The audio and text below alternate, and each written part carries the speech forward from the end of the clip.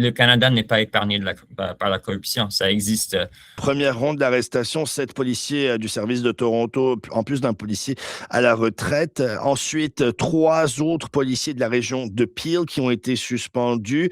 2 autres policiers ensuite de la police de Toronto. Donc, visiblement, il y a un effet boule de neige qui est en train de s'installer. Est-ce que vous serez d'accord de dire que le problème est systémique? C'est exactement pour ça que nous aurons des enquêtes.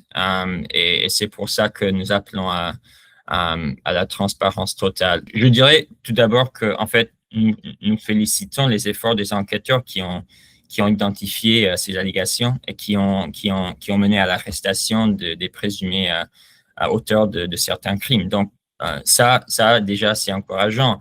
Et ça montre qu'il y a une certaine capacité au sein de nos services d'enquête.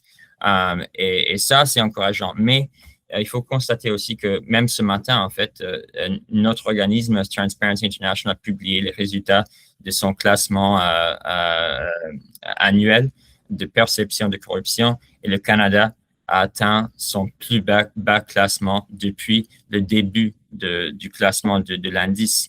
Et en fait, ça montre que